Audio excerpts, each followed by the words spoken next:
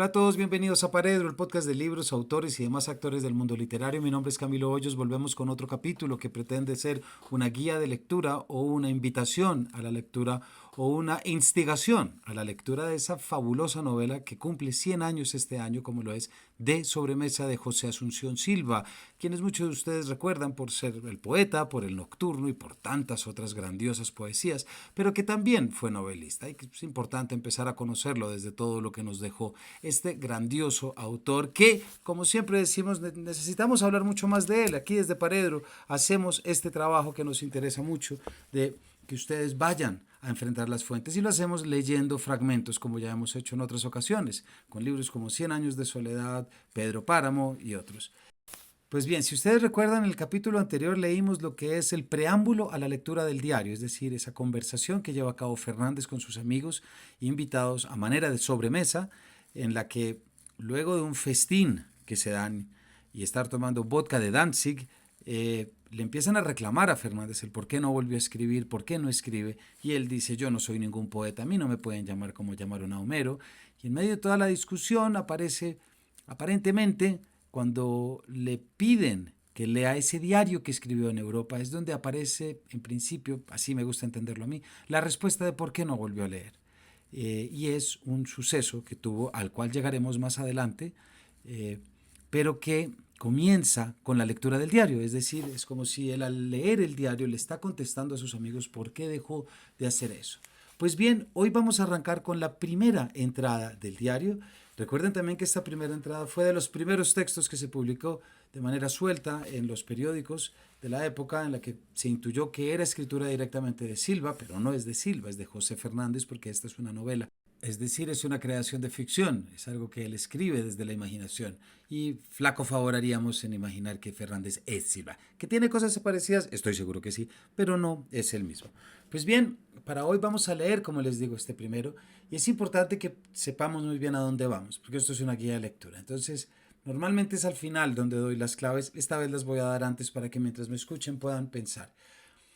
Este pasaje es uno de los más importantes. Es la entrada inicial pues, de los más importantes porque mejor representan esa sensibilidad de fin de siècle, de fin de siglo, tan característica en Fernández. Y también es uno de los debates estéticos que también estaba ocurriendo a finales del siglo XIX, entre dos personajes, como ya lo oirán en voz mía, pero a través de Fernández. Soy su mensajero, entre el crítico Max Nordau y la artista rusa Marie Bashkirtsev.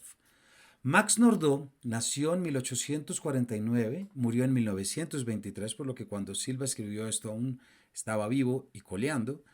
Fue un médico, psiquiatra y escritor húngaro que desde la seguridad de un cientificismo radical se propuso diagnosticar el arte moderno como una manifestación de enfermedad mental. Podemos decir directamente que es como una especie de estrompista o lo hubiera sido.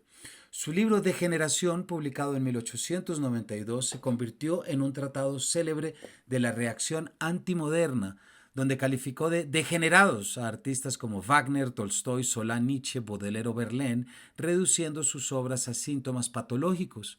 Su mirada medicalizadora del arte respondía a los miedos morales y sociales de una Europa sacudida por las transformaciones culturales del fin de siècle. Aunque sus teorías fueron influyentes durante un tiempo, rápidamente fueron cuestionadas por su reduccionismo extremo. Frente a este juicio simplificador emerge Marie Bashkirtsev, quien nació en 1858 y murió en 1884 como emblema de lo opuesto. Pintora y escritora ucraniana radicada en París, Bashkirtsev encarnó y encarna aún en estas lecturas el deseo apasionado por el conocimiento, por el arte, por la vida intelectual y mundana.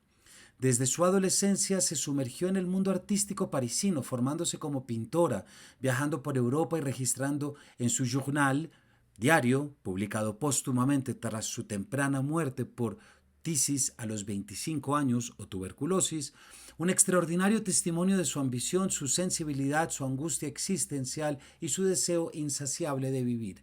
Su diario, que Fernández lee y comenta, se convirtió en un texto emblemático del alma femenina moderna, culto, febril, contradictorio y profundamente humano. Conviene hacer aquí una pequeña aclaración para el oyente contemporáneo, ¿no? Aunque hoy con justa razón histórica y política identificamos a Marie Bashkirtsev como ucraniana, puesto que nació en Poltava, territorio que hoy pertenece a Ucrania. En la época en que Silva escribe de Sobremesa y en el contexto europeo de finales del 19, estos territorios formaban parte del Imperio ruso. Por eso Fernández la denomina en el texto la dulcísima rusa, sin que esto implique desconocimiento, sino simplemente el uso habitual de las categorías geopolíticas de su tiempo. En el pasaje que leeremos, Fernández contrapone estos dos universos, el del frío diagnóstico de Nordó y el de la vibrante existencia de Bashkirtsev. Lo que está en juego no es solo un juicio sobre el arte moderno, ojo, sino el drama existencial del propio Fernández como artista decadente latinoamericano, fascinado por el cosmopolitismo europeo, atrapado entre su anhelo de totalidad estética y la conciencia amarga de la finitud, así como lo oyen. Antes de escuchar el fragmento, tengan presentes estas claves de lectura. ¿Listo? En primer lugar, el que ya dijimos, un enfrentamiento de dos concepciones del arte. Por un lado, el discurso patológico de Nordó, que reduce el arte moderno a un síntoma clínico, y la defensa de Fernández, y por tanto también de Silva, aquí podemos decirlo, es evidente, del arte como espacio de lo intuitivo, lo ambiguo y lo profundamente humano. Bashkirtsev como la figura simbólica del deseo. Esto es preciosa. Porque a lo largo de la novela, él utilizará una figura de Maurice Barrés que llamará Nuestra Dama del Perpetuo Deseo, que es una frase, es un epíteto muy bonito. Hay una sensibilidad decadentista que ya vimos en el anterior, el dolor y la enfermedad como catalizadores estéticos, esto es fundamental. La tuberculosis aparece aquí no solo como drama físico, sino como emblema de la creación artística en el límite. La angustia ante el tiempo, Europa como escenario de consagración, esto es París, los salones artísticos, las figuras consagradas del arte europeo aparecen como este horizonte de aspiración para el artista latinoamericano, como lo fue para tantos otros, y en la novela sí que está claro esto. Y por supuesto el decadentismo propiamente latinoamericano, aunque está ambientado en París, este retrato refleja el drama de toda una generación latinoamericana que busca su lugar en el mapa cultural global, entre la periferia y el deseo de consagración en el centro europeo. Sin más, perdónenme esta larga introducción, pero es importante para que nadie ponga pausa ni stop y podamos todos acompañar la lectura del diario que ocurre en la casa de Fernández. A manera de sobremesa, como él intenta contestar por qué dejó de escribir. Comienzo y leeré, como ya lo he hecho anteriormente, de la edición de la colección Relecturas de la Universidad de los Andes en coedición con EAFIT y la Universidad Nacional de Colombia. París, 3 de junio de 1890 y algo.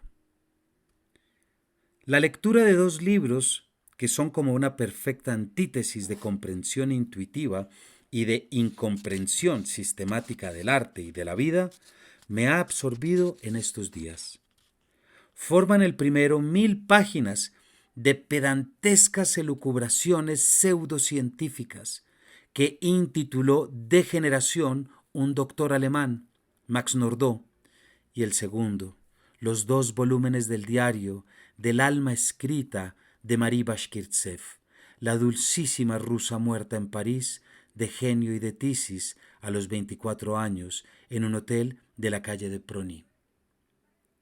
Como un esquimal miope por un museo de mármoles griegos, esto es buenísimo, perdónenme, esta voz es mía, lleno de Apolos gloriosos y de Venus inmortalmente bellas, Nordau se pasea por entre las obras maestras que ha producido el espíritu humano en los últimos 50 años. Lleva sobre los ojos gruesos lentes de vidrio negro y en la mano una caja llena de tiquetes con los nombres de todas las manías clasificadas y enumeradas por los alienistas modernos. Detiénese al pie de la obra maestra, compara las líneas de esta con las de su propio ideal de belleza, la encuentra deforme, escoge un nombre que dar a la supuesta enfermedad del artista que la produjo y pega el tiquete clasificativo sobre el mármol Augusto y Albo. Paréntesis, imagínense ustedes cuáles son esos epítetos clínicos y esas indicaciones que habrán hecho, por ejemplo, de Stephen King, de quien han prohibido tantos libros en la Florida y en Estados Unidos. Esto de Nordau, leámoslo desde la perspectiva de la censura que ha ocurrido en tantos lugares, en universidades en Estados Unidos y en muchos otros países. Vistos al través de sus anteojos negros, juzgados de acuerdo con su canon estético, es Rossetti un idiota, Swinburne un degenerado superior, Verlaine un medroso degenerado, de cráneo asimétrico y cara mongoloide, vagabundo, impulsivo y dipsómano.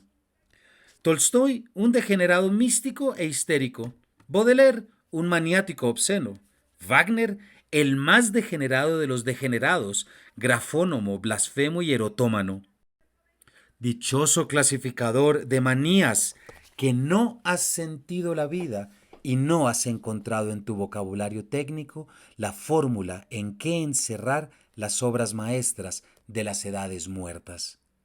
Oye, eran neurópatas consumados los hombres del Renacimiento, cuyas obras, telas y mármoles y bronces, donde el oro y la sombra de los años acumulan misterio sobre misterio, turban a los sensitivos de hoy con el enigma cautivador de sus líneas y de sus medias tintas.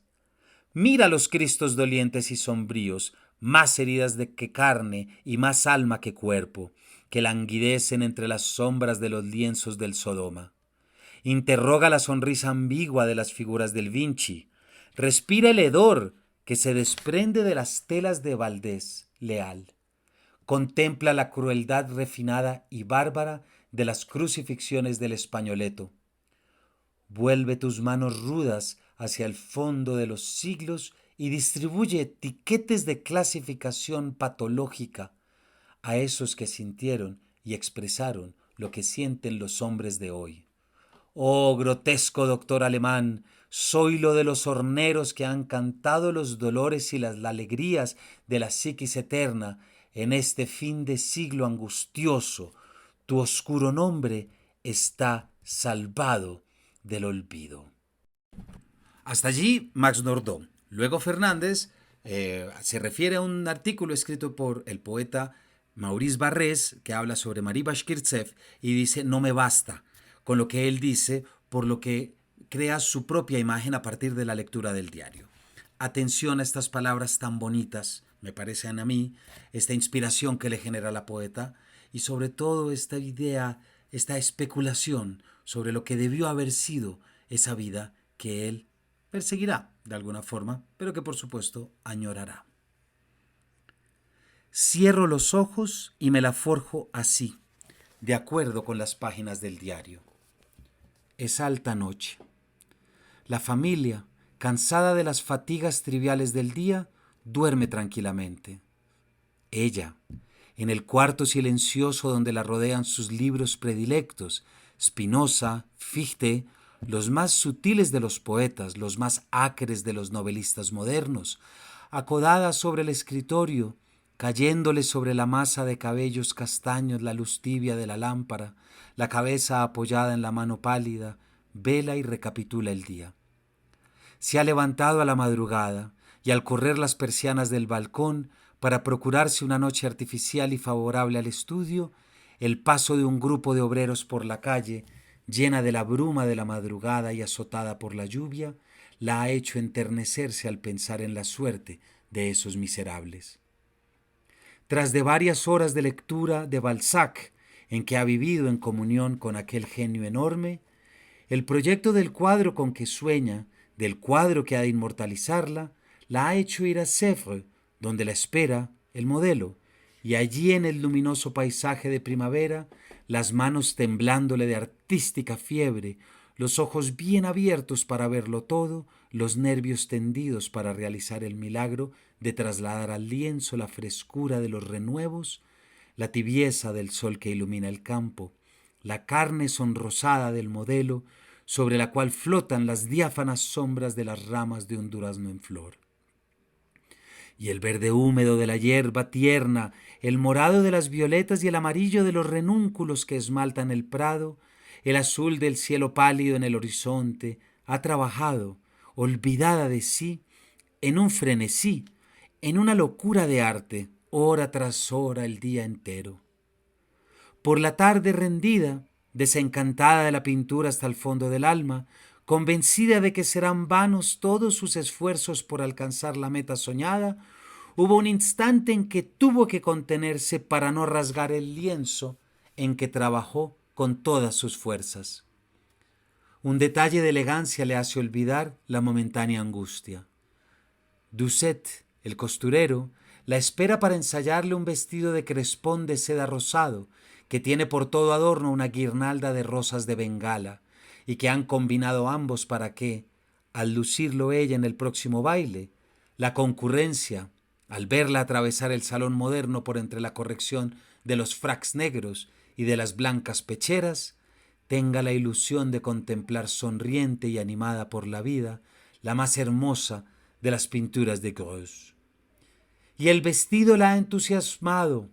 Por una hora se olvida del artista que es, del filósofo que funciona dentro de ella y que analiza la vida a cada minuto y a quien preocupan los problemas eternos. No, ella no es eso. Siente que ha nacido para concentrar en sí todas las gracias y los refinamientos de una civilización, que su papel verdadero, el único a la medida de sus facultades, es el de una Madame Recamier, que su teatro será un salón donde se junten las inteligencias de excepción y de donde irradie la doble luz de las supremas elegancias mundanas y de las más altas especulaciones intelectuales.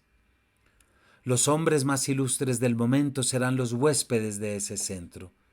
Allí sonreirán suavemente Renan, moviendo la cabeza bonachona con ademán episcopal. Taine vendrá a veces y se dejará oír, un poco absorto por instantes en su incesante pensar, animado otras preguntando en frases cortas, netas, precisas como fórmulas. Solá, ventrudo y pálido, contará el plan de su novela futura. Daudet paseará por sobre las obras de arte que destacan sus cartones sobre las viejas tapicerías desteñidas. La mirada curiosa de sus ojos de miope y apoyará en el brocatel de los sillares la enmarañada melena de Piferaro. Los pintores, Bastien Lepage, el preferido chiquitín enérgico chatico con su rubia barba de adolescente. Carolus Duran con sus aires de espadachín y de tenorio. El maestro Tony Robert Fleury, el de la dulce fisonomía árabe y los ojos dormidos. Los poetas Copé, Sully Prudhomme, Theuriet, todos ellos serán recibidos allí como en una casa del arte y se sentirán ajonjeados y mimados como por una hermana.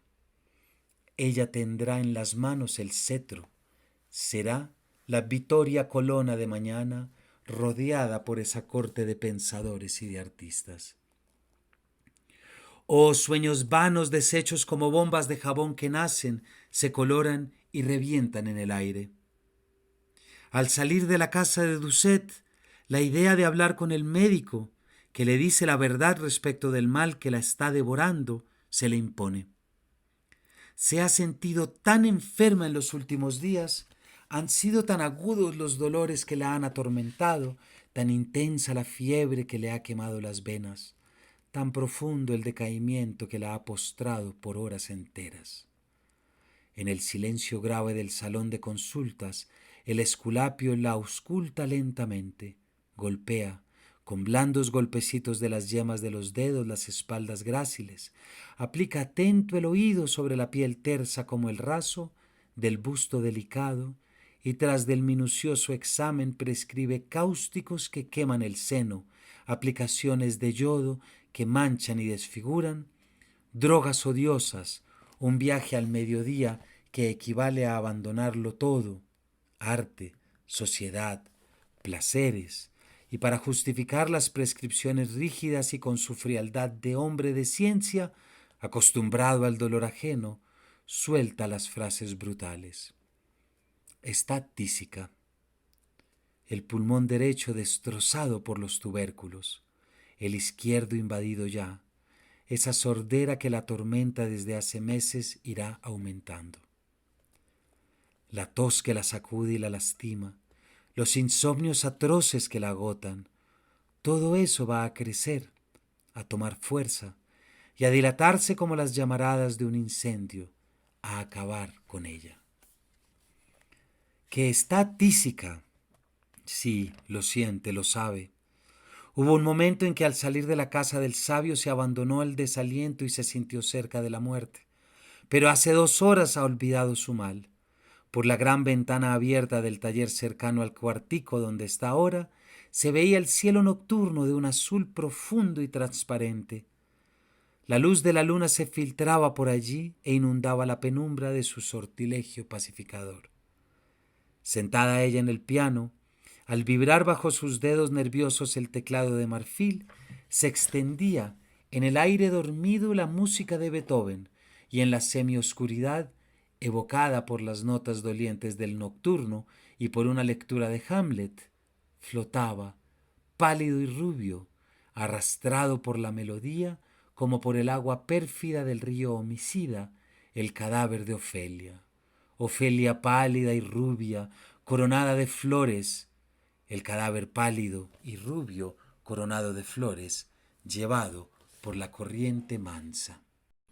Este es un buen momento si quieren darse un pequeño respiro, que busquen en el teléfono o el computador, lo que tengan a la mano, ese cuadro de Ofelia, pintado por Sir John Everett Millet en 1851-1852, para ver a Ofelia, pero ese modelo de Ofelia es en realidad Elizabeth Siddal, esposa de Dante Gabriel Rossetti, todos nombres que están detrás de esta novela, como más adelante lo veremos. Vuelvo a la lectura después de la pintura. Verdad que hacía 2 horas la magia de la música la hizo olvidarse de todo, de sí misma y de la tisis, pero ahora, desvanecido el encanto, sola, sentada frente al escritorio, acodada sobre éste, la luz tibia de la lámpara cayéndole sobre la masa de cabellos castaños, la cabeza apoyada en la mano delicada. Ahora, al recapitular el día, la lectura de Balzac, la furia de trabajo artístico en Sèvres, el ensayo del vestido, el sueño de grandeza mundana, los momentos pasados en el piano, todo se borra ante la realidad cruel de la enfermedad que avanza en el gran silencio religioso de la medianoche. La siniestra profecía del hombre de ciencia llena sola, oscura y siniestra como un horizonte nublado, el campo de su visión interior.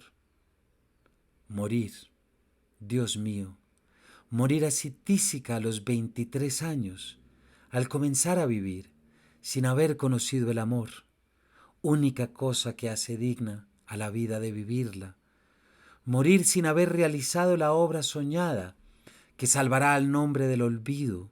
Morir dejando el mundo sin haber satisfecho los millones de curiosidades, de deseos, de ambiciones que siente dentro de sí, cuando el conocimiento de 6 lenguas vivas, de 2 lenguas muertas, de 8 literaturas, de la historia del mundo, de todas las filosofías, del arte en todas sus formas, de la ciencia, de las voluptuosidades de la civilización, de todos los lujos del espíritu y del cuerpo, cuando los viajes por toda Europa y la asimilación del alma de 6 pueblos solo han servido para desear la vida con ardor infinito y concebir planes cuya realización requeriría 10 vidas de hombre. Morir así, sintiéndose el embrión de sí misma, morir cuando se adora la vida, deshacerse, perderse en la sombra. Imposible. Salto un par de páginas para llegar al final de la entrada del diario. Ahora un desfallecimiento interior la embarga. Ha sentido una picada ahí, en el punto que el médico le mostró como foco de la enfermedad que la devora, y el punzante dolor vuelve a traerla a la realidad. Ah, sí, la tos, el sudor, el insomnio, los cáusticos, las unturas de yodo, el viaje al mediodía, el aniquilamiento, la muerte, en fin, todo eso está cerca. ¿Y Dios, en dónde está si la deja morir así, en plena vida, sintiendo esa exuberancia de fuerzas, esos entusiasmos locos por verlo todo, por sentirlo todo, por comprender el universo, su obra? Dios, ¿en dónde está si la deja morir así, después de haber sido buena, después de no haber hablado nunca mal de nadie ni proferido una queja por las amarguras que le han tocado en suerte, de haber derramado a su alrededor el oro para enjugar lágrimas, después de regalar su esmeralda favorita para distraer a alguien que no la quiere, de un sufrimiento de un instante. Después de haber llorado por los dolores ajenos, de haber llevado su piedad hasta querer a los animales humildes, si existe, si es la bondad suprema, ¿por qué la mata así, a los 23 años antes de vivir, y cuando quiere vivir? ¿Dónde está el buen Dios, el Padre eterno de las criaturas? Ah, no existe. Spinoza se lo ha enseñado. Las lecturas científicas le han mostrado el universo como una eterna reunión de átomos, regida desde los millones de soles que arden en el fondo del infinito hasta el centro misterioso de la conciencia humana, por leyes oscuras e inconmovibles que nos revelan una voluntad suprema tendiente al bien. Sí, un torbellino de átomos en que las formas surgen, se acentúan, se llenan, se deshacen para volver a la tierra y renacer en otras formas que morirán a su vez arrastradas por la eterna corriente. No, eso no puede ser. Ella no es atea. Ella quiere creer. Ella cree. La Biblia contiene las palabras que calman y confortan, los versos del Salmo 91, comillas, te cubrirá con sus alas poderosas, en seguridad estarás bajo su abrigo, cierro comillas. Le cantan en la memoria. El Salvador, con la cabeza aureoleada y los brazos abiertos, camina ahora por sobre las agitadas olas negras del océano de sus pensamientos y dice las palabras suaves que la derraman en el alma una divina paz inefable. Bienaventurados los que tengan hambre y sed de justicia, porque ellos serán hartos. Y desfalleciente ella de mística emoción, mentalmente se prosterna a los pies del Divino Maestro.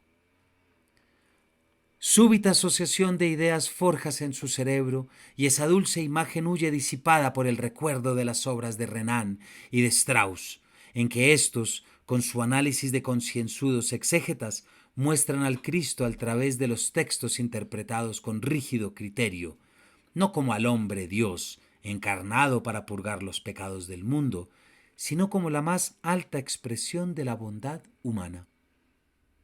Los libros de crítica y de historia religiosa que ha leído allí mismo, en el silencio de ese gabinetico de estudio donde está sentada ahora, ahuyentan al divino fantasma del consolador de los hombres. No hay a quien invocar en los momentos de desesperante angustia, y la muerte viene, la muerte está cerca. Un sudor frío le moja las sienes, el cansancio la dobla y en la claridad fría y difusa del amanecer que se filtra por los cristales y va atenuando la luz tibia de la lámpara que alumbró la velada pensativa, siente un escalofrío que la obliga a levantarse, a absorber 2 cucharadas de jarabe de opio para conciliar el sueño por 1 hora y a amontonar sobre el catre de bronce dorado los blandos edredones forrados en suave seda, para devolverle calor a su cuerpecito endeble, minado por la tisis, que dormirá ahora, en el tibio nido por breve espacio, y para siempre, dentro de unos meses, en el fondo de la tumba, bajo el césped húmedo del cementerio. Mañana estará levantada desde temprano, se sonreirá al contemplar en el espejo su tez aterciopelada y rósea, como un durazno maduro, los grandes ojos castaños que se sonríen al mirar, la espesa cabellera que le cae sobre los hombros de graciosa curva, y ebria de vida y hambrienta de sentir comenzará el día, lleno de las mismas fiebres, de los mismos sueños, de los mismos esfuerzos y de los mismos desalientos de la víspera. Es así como la he visto al leer el diario. Esa es la composición del lugar que, para proceder de acuerdo con los métodos exaltantes de Loyola, el sutil psicólogo, he hecho para sentir todo el encanto de aquella a quien Mauricio Barrés propone que veneremos bajo la advocación adorable de Nuestra Señora del perpetuo deseo. Jamás figura alguna de virgen soñada por un poeta, Ofelia, Julieta, Virginia, Graciela, Evangelina María, me ha parecido más ideal ni más tocante que la de la maravillosa criatura que nos dejó su alma escrita en los 2 volúmenes que están abiertos ahora sobre mi mesa de trabajo y sobre cuyas páginas cae, al través de las cortinas de gasa japonesa que velan los vidrios del balcón, la diáfana luz de esta fresca mañana de verano parisiense. Hasta acá nuestro capítulo de hoy, hasta acá nuestra invitación por ahora para que vayan, busquen la novela, incluso está en la Biblioteca Digital de Bogotá, está de Libro al Viento, donde quieran. No hay excusa para que no vayan y la vean ustedes de primera mano. Gracias por habernos acompañado en esta lectura y nos vemos en una próxima entrega de este Paredro.